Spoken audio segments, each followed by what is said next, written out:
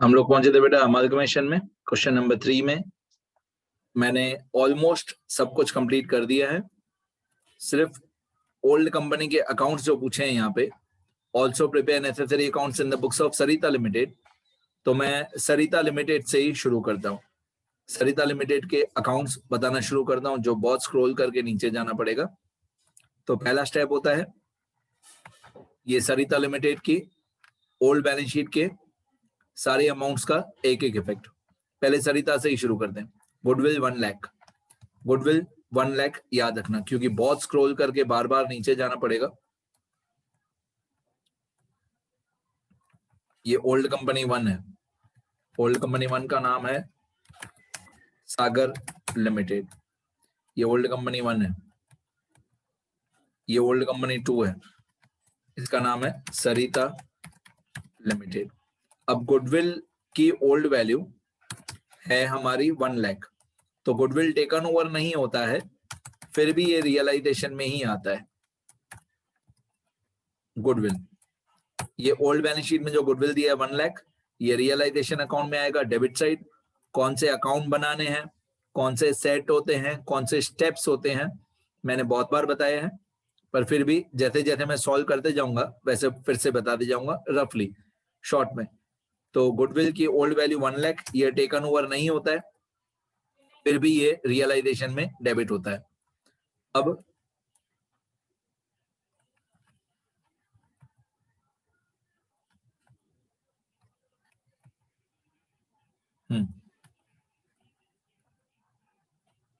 Done. अब हमारी machinery 350, building 450, blankly old balance sheet, all amounts, 1 effect compulsory. Old balance sheet all amounts मतलब जो भी old amounts हैं, ओल्ड बैलेंस शीट की वैल्यू है वही लिखनी है। तो machinery 350, building 450, stock 682। Machinery 350, building 450।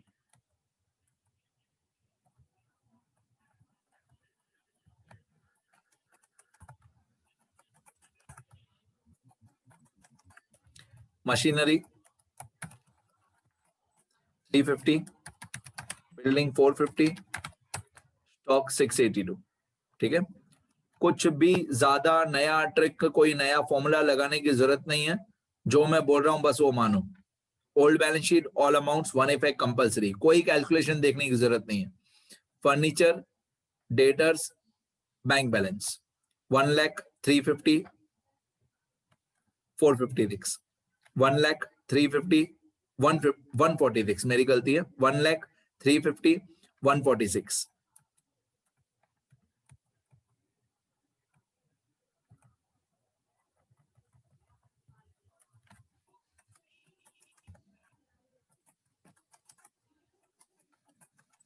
One lakh 350 146, ये फर्नीचर था, ये डेटर्स था, और ये बैंक बैलेंस था। अब क्योंकि बैंक बैलेंस टेकन ओवर था इस क्वेश्चन में बैंक बैलेंस टेकन ओवर था, इसलिए इस क्वेश्चन में बैंक बैलेंस जो है वो रियलाइजेशन में डेबिट होगा, क्योंकि टेकन ओवर था। ठीक है, अगर नॉट टेकन ओवर होता तो मैंने ओल्ड बैलेंस शीट में एक क्रॉस लगाया होता। मेरी हैबिट है, जो भी नॉट टेकन ओवर होता है मैं क्रॉस लगाता हूं ओल्ड बैलेंस शीट में। तो ये टेकन ओवर है, इसलिए रियलाइजेशन में आएगा। Bank balance 1,46,000। एसेट साइड की सारी अमाउंट्स का एक इफेक्ट हो गया। अब ओल्ड बैलेंस शीट में लायबिलिटी साइड, सरिता की ओल्ड बैलेंस शीट में लायबिलिटी साइड पे लिखा हुआ है इक्विटी शेयर कैपिटल 15 लाख, ये मैं अलग से लिखूंगा, और 2000 शेयर फॉर फीचर, ये मैं अलग से लिखूंगा। 15 लाख और 2000, ये सरिता के अकाउंट्स में इक्विटी शेयर होल्डर्स अकाउंट में आएगा। इक्विटी शेयर होल्डर्स अकाउंट में क्रेडिट साइड पे आएगा, 15 लाख अलग से आएगा और 2000 अलग से आएगा। ये टोटल वगैरह अभी नहीं लिखना, बाद में टोटल्स चेंज होंगे, तो अभी ये टोटल वगैरह नहीं लिखना। ये 15 लाख है इक्विटी शेयर कैपिटल पुरानी कंपनी का, by equity share capital account, और ये 2000 शेयर फॉर फीचर अकाउंट है, by share forfeiture account. 15 lakh और 2000। ये ओल्ड बैलेंस शीट में लायबिलिटी साइड पे दिया हुआ था, ये ओल्ड बैलेंस शीट में लायबिलिटी साइड पे दिया हुआ था, तो मैंने इसको कर दिया credit. Profit and loss account equity share holders में आएगा।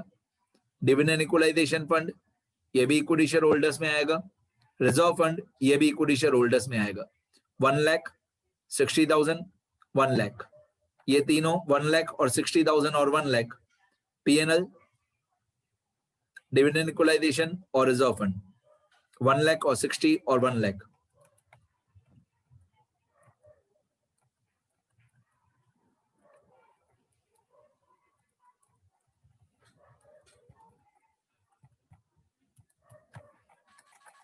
वन लाख, 60,000, 1 लाख। ये था प्रॉफिट एंड लॉस अकाउंट। ये था by dividend equalization fund account, और ये 1 लाख क्या था, बाय रिजर्व फंड अकाउंट।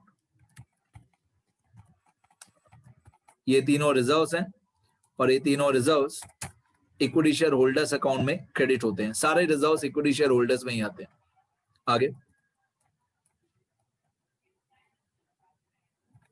फिर आपको दिया हुआ है 7% डिबेंचर्स, क्योंकि ये टेकन ओवर था बाय न्यू कंपनी, तो ये रियलाइजेशन में आएगा। पुराने डिबेंचर्स के दाम ने नए डिबेंचर्स दिए थे। ये 350, 60,000 और 6,000, ये तीनों लायबिलिटीज टेकन ओवर थी। ये तीनों लायबिलिटीज रियलाइजेशन अकाउंट में आएगी क्रेडिट साइड पे, 350, 60 और 6।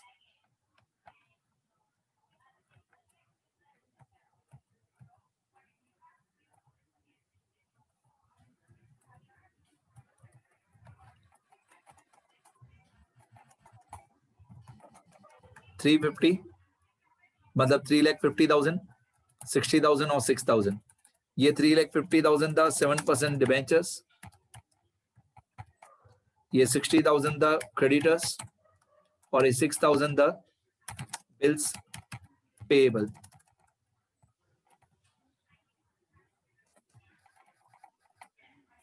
ठीक है, ये तीनों लायबिलिटीज हैं, टेकन ओवर है, तो रियलाइजेशन में आएगी क्रेडिट साइड पे।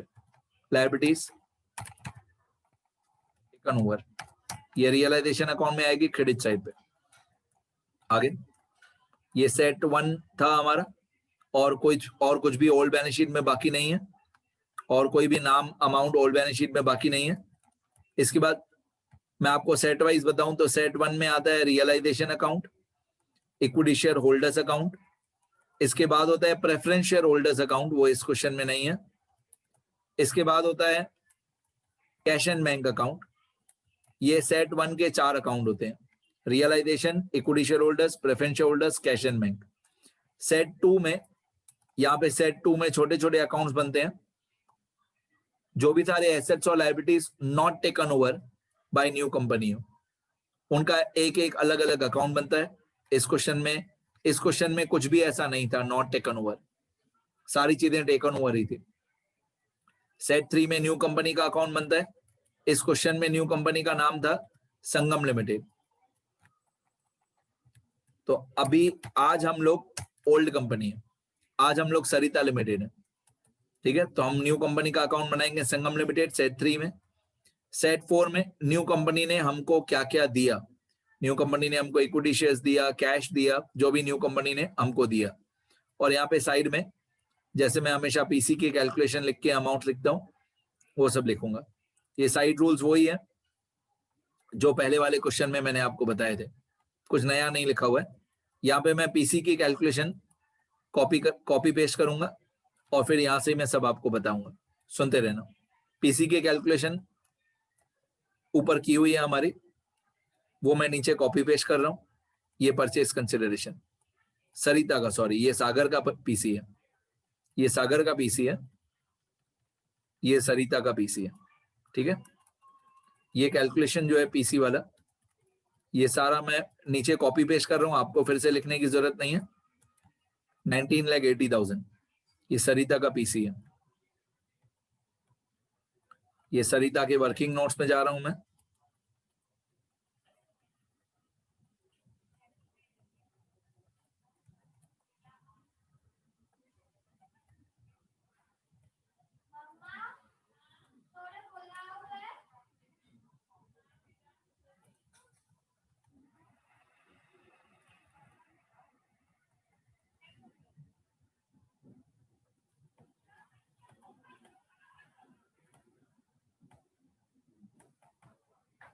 यहाँ पे मैं पीसी कॉपी कर लेता हूँ, सरिता का जो भी था,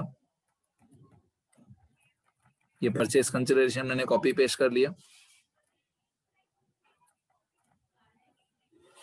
ठीक है, सरिता लिमिटेड।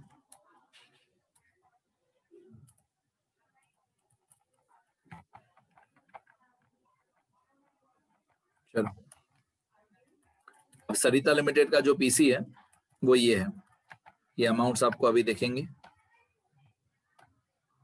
ठीक है, ये ऊपर से मैंने कॉपी पेस्ट किया है तो आपको फिर से लिखने की जरूरत नहीं है।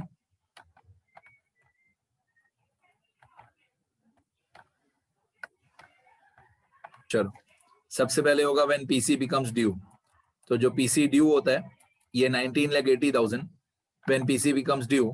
तो हम लोग कौन है, हम लोग हैं अभी हम लोग ओल्ड कंपनी है,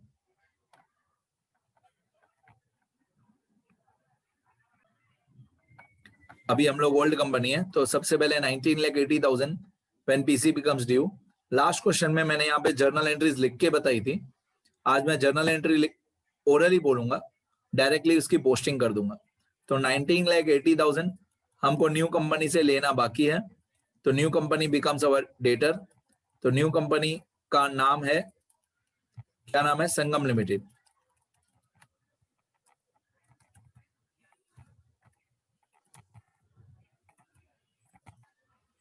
तो न्यू कंपनी से हमको 19,80,000 लेना बाकी है, तो new company becomes our debtor.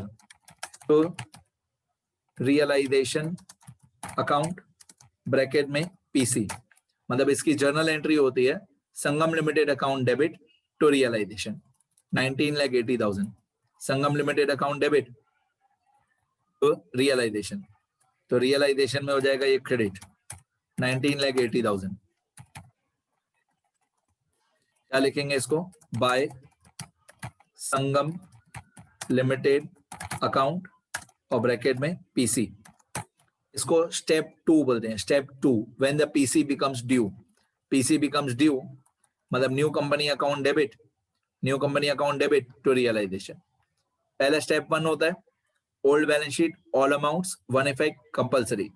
फिर स्टेप 2 होता है व्हेन पीसी बिकम्स ड्यू, तो हम लोगों को न्यू कंपनी से इतना पैसा लेना बाकी है, new company becomes our debtor, तो Sangam limited account debit to realisation. फिर ये पैसा जो हमको न्यू कंपनी से लेना बाकी है 19,80,000, ये हमको किस तरीके से मिला, ये स्टेप 3 होता है। ये 19,80,000 हमको कैसे मिला, तो हम लोगों को 18 लाख रुपीस के इक्विटी शेयर्स मिले ऑफ न्यू कंपनी और 1,80,000 का कैश एंड बैंक मिला न्यू कंपनी से। ये हमारा स्टेप 3 होता है कि हमको क्या क्या मिला, सुनना ध्यान से। 18 लाख रुपीस के equity share of new company मिले, तो equity share of new company account debit to new company account, equity share of new company account debit मिला to new company credit the giver. और 1,80,000 का हमको कैश एंड बैंक मिला, 1,80,000 का हमको cash and bank मिला, तो cash and bank comes in, debit what comes in, और new company is the giver 1,80,000 credit the giver. मतलब 18 लाख रुपीस के equity share of new company मिले, तो equity share of new company account debit to new company, और 1,80,000 का cash and bank मिला, तो cash and bank account debit to new company. ये हमारा स्टेप 3 होता है। Equity share of new company debit, equity share of new company हमको मिले, equity share of new company account debit, cash and bank account debit to new company. ये step 3 होता है हमारा। अब आमने सामने नाम यहां पे लिखेंगे टू संगम लिमिटेड अकाउंट, यहां पे भी लिखेंगे टू संगम लिमिटेड अकाउंट, और संगम लिमिटेड में लिखेंगे by equity shares of new company account by cash and bank account. ठीक है, तो equity share of new company आए हमारे पास debit to new company is the giver, credit the giver, और 1,80,000 का हमको कैश एंड बैंक आया हमारे पास, तो cash and bank account debit to new company 1,80,000। ये स्टेप 3 होता है। स्टेप 1 क्या होता है? Old balance sheet all amounts one effect compulsory. Step 2 क्या होता है? व्हेन पीसी बिकम्स ड्यू, तो new company account debit, new company account debit to realization. Step 3 क्या होता है कि हमको क्या क्या मिला, तो equity share of new company account debit, equity share of new company account debit, equity share of new company account debit, cash and bank account debit to new company is the giver, credit the giver. ठीक है, अभी आखिरी step, step 4। Step 4 क्या होता है? जो चीज जिसके लिए मिली उसको दे दो। ये equity share of new company हमको मिले थे, किसके लिए मिले थे? इक्विटी शेयर होल्डर्स के लिए। तो जब आए थे तो डेबिट किया था, अब चले जाएंगे तो क्रेडिट कर देंगे 18 लाख। यहाँ पे हो जाएगा क्रेडिट, और equity share holders are the receivers, तो इक्विटी शेयर होल्डर्स में हो जाएगा debit 18 lakh. Equity share of new company में हो जाएगा credit, equity share of new company में हो जाएगा क्रेडिट, और होल्डर्स में हो जाएगा डेबिट। अभी आमने सामने नाम, equity share of new company में लिखेंगे by equity share holders account, equity share of new company में लिखेंगे बाय इक्विटी शेयर होल्डर्स, और होल्डर्स में क्या लिखेंगे? होल्डर्स में लिखेंगे to equity shares of new company account 18 lakh. उसी तरीके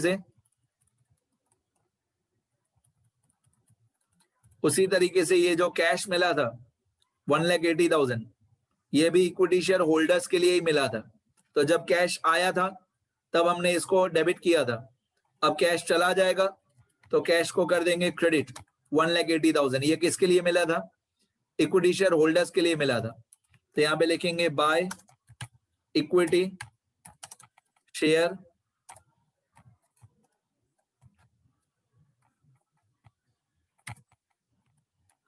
होल्डर्स अकाउंट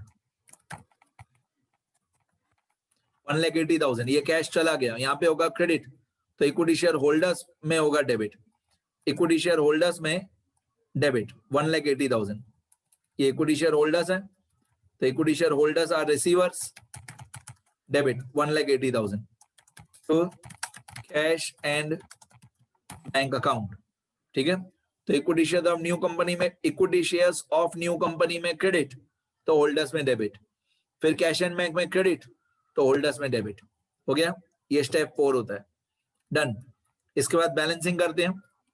बैलेंसिंग करते टाइम ऑलमोस्ट सारे अकाउंट टैली हो जाएंगे।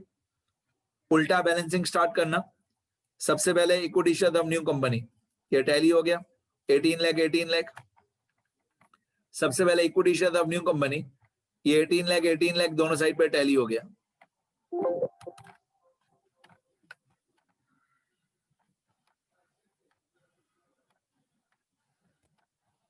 इसके बाद न्यू कंपनी का अकाउंट 19,80,000, न्यू कंपनी का अकाउंट 19,80,000, ये भी दोनों साइड पे टैली हो गया और हमेशा हो ही जाएगा। Equity share of new company में हमेशा टैली हो जाएगा, न्यू कंपनी का अकाउंट भी हमेशा टैली हो जाएगा। ठीक है, अब जो सेट 1 के अकाउंट्स होते हैं, सेट 1 के जो अकाउंट्स होते हैं उनको बैलेंस करते टाइम सबसे पहले प्रेफरेंस शेयर होल्डर्स को टैली करना, अगर हो तो। यहाँ पे है नहीं इस क्वेश्चन में प्रेफरेंस शेयर होल्डर्स। पहले सेट 4 टैली करना, फिर सेट 3, फिर सेट 2, फिर सेट 1। उल्टा बैलेंसिंग होता है, पहले सेट 4 के सारे अकाउंट्स, फिर सेट 3 के सारे अकाउंट्स, फिर सेट 2 के सारे अकाउंट्स, फिर सेट 1। सेट 1 में भी पहले preference share holders. Preference share holders में कोई भी डिफरेंस हो, प्रेफरेंस शेयर होल्डर्स में कोई भी डिफरेंस हो तो रियलाइजेशन में जाएगा, फिर रियलाइजेशन को टैली करेंगे। रियलाइजेशन का जो डिफरेंस हो वो इक्विटी शेयर होल्डर्स में जाएगा, और इक्विटी शेयर होल्डर्स का कोई डिफरेंस हो तो कैश एंड बैंक। मतलब इतना याद रखो कि बाकी सारे अकाउंट्स का बैलेंस रियलाइजेशन में, बाकी सारे अकाउंट्स का डिफरेंस रियलाइजेशन में। ठीक है, प्रेफरेंस शेयर होल्डर्स का बैलेंस भी रियलाइजेशन में, set 4, set 3, set 2, preference share holders सब रियलाइजेशन में। फिर लास्ट में रियलाइजेशन का बैलेंस इक्विटी शेयर होल्डर्स और इक्विटी शेयर होल्डर्स का बैलेंस कैश एंड बैंक। ये 3 अकाउंट सबसे लास्ट में। रियलाइजेशन का डिफरेंस इक्विटी शेयर होल्डर्स और इक्विटी शेयर होल्डर्स का डिफरेंस कैश एंड बैंक। अब मैं ये रियलाइजेशन अकाउंट टैली कर रहा हूं। पहले रियलाइजेशन का क्रेडिट का टोटल, रियलाइजेशन का क्रेडिट का टोटल 4 अमाउंट है। इन चारों का टोटल है 2396000, 2396000। ये क्रेडिट का टोटल, ये डेबिट का टोटल 2178000।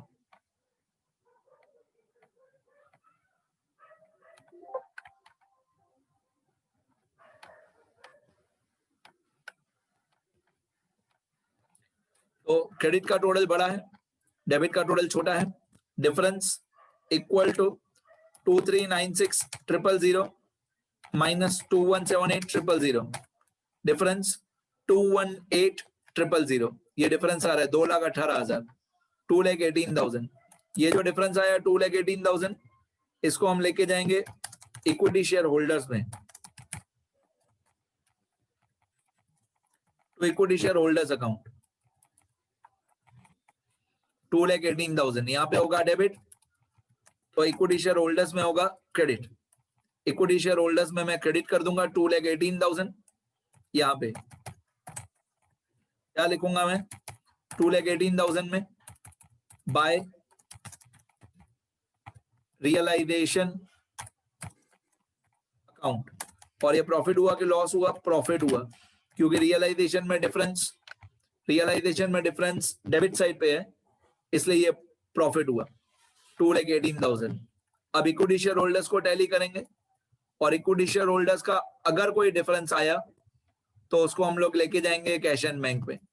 इस क्वेश्चन में इक्विटी शेयर होल्डर्स पहले से ही टैली हो गया, 1980 पहले से ही टैली हो गया इक्विटी शेयर होल्डर्स। अगर इक्विटी शेयर होल्डर्स में कोई भी डिफरेंस हो तो कैश एंड बैंक में लेके जाना, और लास्ट में कैश एंड बैंक टैली होना चाहिए। तो इस क्वेश्चन में क्या हुआ, इस क्वेश्चन में ऑटोमेटिकली इक्विटी शेयर होल्डर्स भी टैली हो गया अपने आप। इस क्वेश्चन में क्या हुआ, इक्विटी शेयर होल्डर्स भी अपने आप टैली हो गया और कैश एंड बैंक भी अपने आप टैली हो गया। वैसे लास्ट के 3 अकाउंट ये होते हैं, रियलाइजेशन का डिफरेंस इक्विटी शेयर होल्डर्स में जाता है और इक्विटी शेयर होल्डर्स का डिफरेंस कैश एंड बैंक में जाता है, और लास्ट में cash and bank account tally होना चाहिए। पर इस क्वेश्चन में पहले से ही इक्विटी शेयर होल्डर्स भी टैली हो गया और पहले से ही कैश एंड बैंक भी खुद ही टैली हो गया। डन। ये सरिता लिमिटेड के अकाउंट्स थे। एक बार मैं दिखा देता हूं जैसे आप लिख सको सब अच्छी तरह।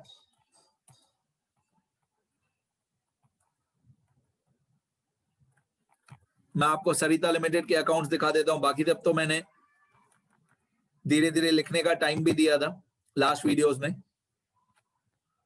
कैलकुलेशन सारी बता दी, न्यू कंपनी की जर्नल एंट्रीज और बैलेंस शीट बता दी। अब ये ओल्ड कंपनी 2 के नेसेसरी अकाउंट्स, यहां पे वीडियो पॉज करके लिखो।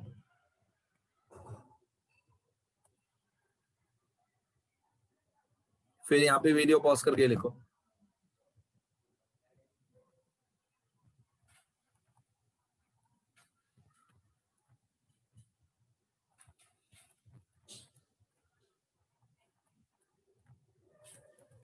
ये लिखो कैश एंड बैंक अकाउंट, ये लिखो न्यू कंपनी अकाउंट, ये equity share of new company account. बस इतना ही है, लिखने में बहुत छोटा ही है, दिमाग में रूल्स बहुत ज्यादा है, लिखने में बहुत छोटा ही है। ये पीसी है ओल्ड कंपनी 2 का, ये लिखने की जरूरत नहीं है, हमारा पहले लिखा हुआ ही है। अब ये रूल्स हैं, ये भी सब आपके पहले से लिखे हुए हैं। ये पुराने क्वेश्चन का अमाउंट्स है, ये तो पुराने क्वेश्चन का है।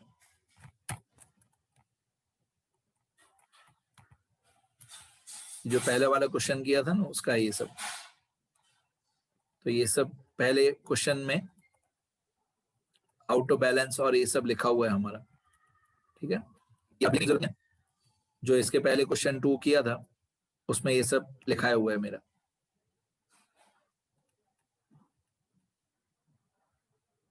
चलिए आनंद लिमिटेड लिखा हुआ है। इस क्वेश्चन में न्यू कंपनी का नाम था संगम लिमिटेड।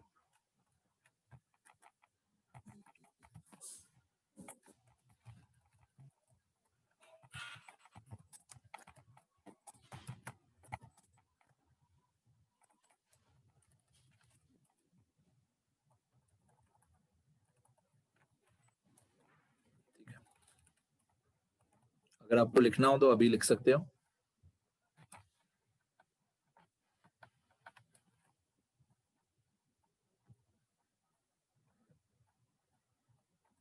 आपको लिखना हो तो स्टेप 2, 3, 4 की जर्नल एंट्री लिख सकते हो, एग्जाम में नहीं लिखना ये भी पुराने क्वेश्चन में लिखा हुआ है ये सब भी। ठीक है, और ये पीसी मैंने बोला नहीं लिखना, ये ऊपर लिखा हुआ है हमारा। चलो और कोई नया रूल? ये सब भी पुराने क्वेश्चन में लिखा हुआ है, नहीं लिखा हो तो लिख लेना।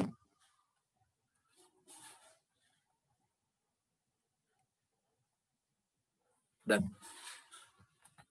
अब बाकी रह गया हमारा क्या, ओल्ड कंपनी 1 सागर लिमिटेड के अकाउंट्स। उसका वीडियो लेक्चर बनाना बाकी है। अगर जैसा टाइम एडजस्ट हुआ, ओल्ड कंपनी 1 का सागर लिमिटेड के अकाउंट्स अभी मेरे को वीडियो लेक्चर में बनाना बाकी है, टाइम मिला तो मैं वो भी बना दूंगा। बाकी है सेम, आप ट्राई करोगे तो इसके भी स्टेप्स वही है, जैसे सरिता लिमिटेड किया वैसा ही सेम सागर लिमिटेड है, कुछ नया नहीं है। ठीक है, ट्राई करना, नहीं आए तो मेरे को इस नंबर पे व्हाट्सअप कर देना। ठीक है, मिलते हैं नेक्स्ट वीडियो में बेटा। लिखते रहना, लिखोगे तो ही याद रहेगा, प्लीज लिखना सब लोग, लिखते रहना।